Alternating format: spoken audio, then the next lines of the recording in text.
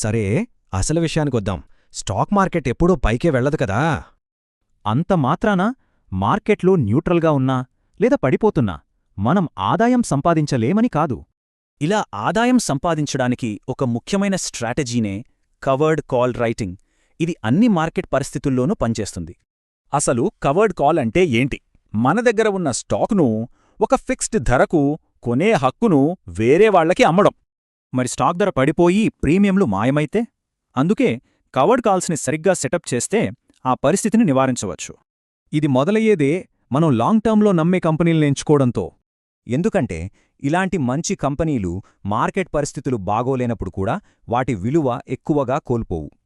అవి తక్కువ ఒడిదొడుకులకు లోనవుతాయి కాబట్టి మనం వసూలు చేసే ప్రీమియంలు కూడా ఎక్కువగా ఉంటాయి.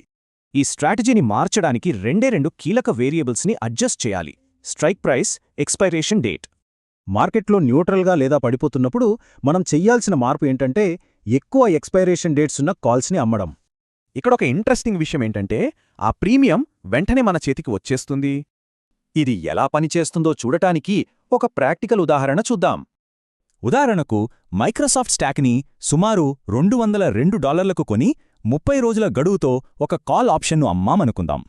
అలా చేస్తే ఒక్కో షేర్కు $6.05 ప్రీమియం వసూలు చెయ్యొచ్చు. దీనివల్ల ఆ నెలలో 3-5.5% వరకు రాబడి వచ్చే అవకాశముంది. సరే, మరి ఈ స్ట్రాటజీని ఎప్పుడు వాడాలో తెలుసుకోవటమెలా? మార్కెట్ను ఖచ్చితంగా ఎవ్వరూ అంచనా వేయలేరు కదా.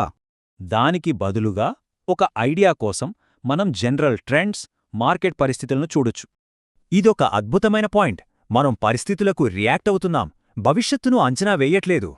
ఈ టెక్నిక్ను ఒక పెద్ద బ్యాలెన్స్డ్ స్ట్రాటజీలో భాగంగా ఒక టూల్లా మాత్రమే చూడాలి. దీంతో ఒక చివరి ఆలోచన వస్తుంది. అసలు ఒక సక్సెస్ఫుల్ పోర్ట్ఫోలియోను నిర్మించే